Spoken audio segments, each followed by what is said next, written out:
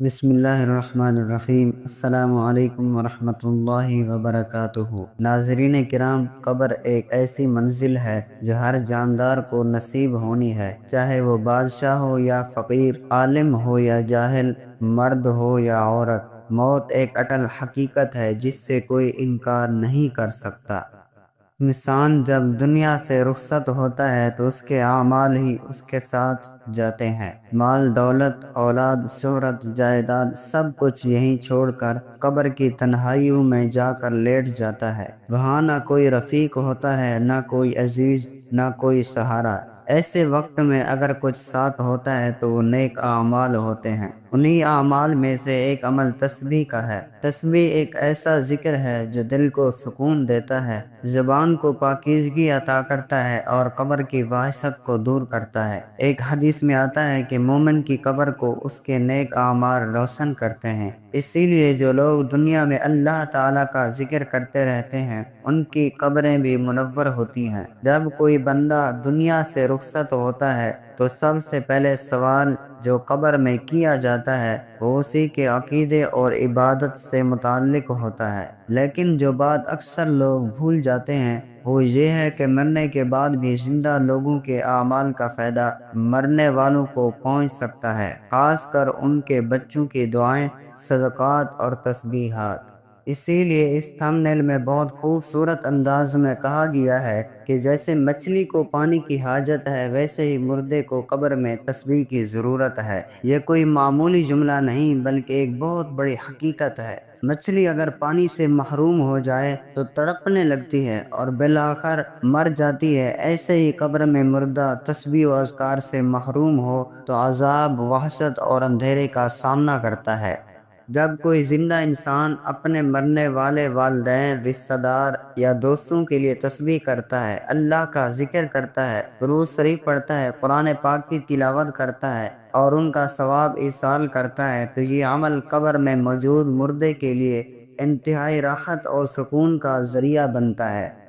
وہ مردہ جب دیکھتا ہے کہ دنیا میں میرا بیٹا، بیٹی یا عزیز میرے لیے ذکر کر رہا ہے تو وہ اللہ تعالیٰ کی بارگاہ میں شکر ادا کرتا ہے۔ وہ سوال کرتا ہے کہ یہ تسبیح کہاں سے آئی، اور جب اسے بتایا جاتا ہے کہ یہ تمہارے بیٹے یا بیٹی نے تمہارے لیے بھیجی ہے تو وہ خوش ہو جاتا ہے۔ حدیث میں آیا ہے کہ صدقہ جاریہ، علم نافع اور نیک اولاد کی دعا مرنے والے کو فائدہ دیتی ہے۔ تو تسبیح جو اللہ کا ذکر ہے وہ اگر خالص نیت سے مرنے والے کے لیے کی جائے تو یقیناً اس کے درجات بلند کرتی ہے۔ قبر کی اندھیر نگری میں اگر کوئی چیز روشنی بن سکتی ہے تو اللہ کا ذکر ہے۔ ہر سبحان اللہ، الحمدللہ، اللہ اکبر اور لا الہ الا اللہ کا کلمہ قبر میں چراغ بن کر روشن ہو جاتا ہے۔ زندہ لوگ دنیا کے مصروفیات میں اگر روزانہ کچھ وقت نکال کر تسبیح پڑھ کر اپنے مرحوم والدین کے ایصال ثواب کے لیے نیت کریں تو یہ ان کے لیے بہت بڑا خزانہ ہے۔ ماں باپ جنہوں نے دنیا میں ہمیں محبت، تربیت اور دعا دی، اب وہ ہم سے کسی دنیاوی چیز کی خواہش نہیں رکھتے بلکہ وہ اب صرف ہماری دعاؤں کے محتاج ہیں۔ ان کے لیے روزانہ ایک تسبیح پڑھ لینا، ان کے حق میں قرآن پاک کا ایک صفحہ پڑھ لینا، ان کے لیے درود شریف کا نذرانہ بھیج دینا، ان کی مغفرت کی دعا کرنا، یہ سب کام ایسے ہیں جو ان کے لیے قبر میں باعث سکون اور راحت بنتے ہیں۔ کچھ لوگ کہتے ہیں کہ مرنے والوں کو کیا پتہ کہ ہم ان کے لیے کیا کچھ کر رہے ہیں یا نہیں۔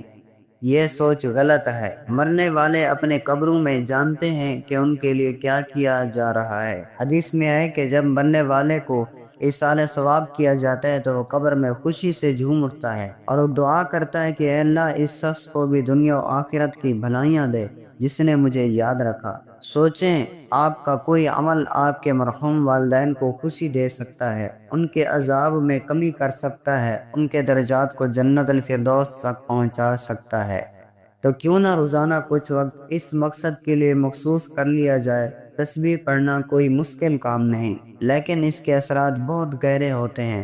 سبحان اللہ کہنا اللہ کی پاکی بیان کرنا ہے، الحمدللہ کہنا شکر گزاری ہے، اللہ اکبر کہنا اللہ کی بڑائی کا اعتراف ہے، لا الہ الا اللہ کہنا ایمان کی تجدید ہے۔ ان تمام اذکار کو اگر ہم اپنے والدین کے ایصال ثواب کے لیے کریں تو یہ ان کی مغفرت اور قبر کی روشنی کا ذریعہ بنتا ہے۔ بعض بزرگان دین فرماتے ہیں کہ جو اولاد روزانہ والدین کے لیے تسبیح کرتی ہے ان کی اولاد بھی کل ان کے لیے تسبیح کرے گی۔ آج ہماری زندگیاں مصروف ہو چکی ہیں، ہم دنیا کی دوڑ میں اس قدر لگ چکے ہیں کہ ہم نے اپنے مرحوم مین کو بھلا دیا ہے۔ ہمیں یاد رکھنا چاہیے کہ ہم بھی ایک دن اسی قبر کی آغوش میں سو جائیں گے اور ہمیں بھی کسی کے ایصال ثواب کی ضرورت ہوگی۔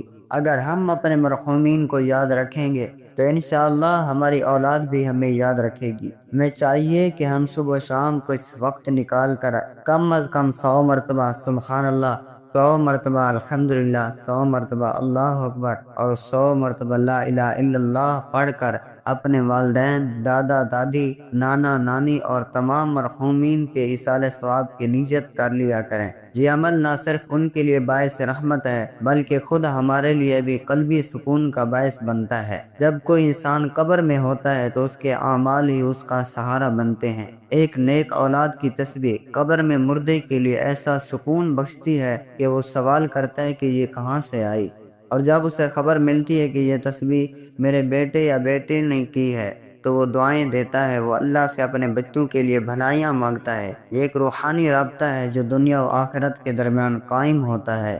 تسبیح ایک ایسا عمل ہے جو نہ صرف مردے کو فائدہ دیتا ہے بلکہ زندہ کو بھی اللہ کے قریب کرتا ہے۔ اگر ہم چاہتے ہیں کہ ہمارے مرحومین کی قبریں نور سے بھر جائیں، ان پر رحمت کے فرشتے اتریں، ان کی وحشت دور ہو، تو ہمیں چاہیے کہ ہم روزانہ ان کے لیے تسبیح کریں۔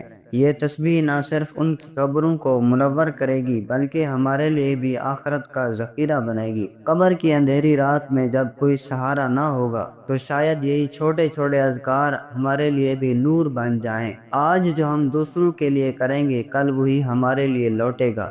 اس لیے کبھی بھی اپنے والدین کو مرنے کے بعد بھولیں نہیں، ان کے لیے ہمیشہ دعائیں، تسبیحات اور ذکر جاری رکھیں۔ اختتام پر یہ کہنا ضروری ہے کہ تسبیح ایک معمولی عمل نہیں بلکہ ایک عظیم عبادت ہے، خاص طور پر جب یہ عمل ایصال ثواب کے لیے کیا جائے تو اس کی تاثیر دگنی ہو جاتی ہے۔ اللہ تعالی ہمیں توفیق دے کہ ہم روزانہ کچھ وقت نکال کر اپنے والدین کے لیے ذکر کریں، قرآن پڑھیں، دعا کریں اور ان کی مغفرت کی درخواست کریں۔ یہی اصل وفاداری ہے، یہی اصل محبت ہے اور یہی وہ عمل ہے جو ہمارے اور ان کے لیے دونوں جہانوں میں فائدہ مند ہے۔ اللہم اغفر لی ولوالدی وارحمہما کما ربیانی صغیرا۔ یا اللہ ہمارے والدین کی مغفرت فرما، ان کی قبروں کو جنت کا باغ بنا دے، ان پر اپنی رحمت کے دروازے کھول دے، ان کے گناہوں کو معاف فرما دے، ان کی نیکیوں کو قبول فرما، ان پر قبر کی تنگی دور فرما، ان کو جنت الفردوس میں اعلیٰ مقام عطا فرما اور ہمیں توفیق دے کہ ہم ان کے لیے دنیا و آخرت میں صدقہ جاریہ بنیں۔ آمین یا رب العالمین۔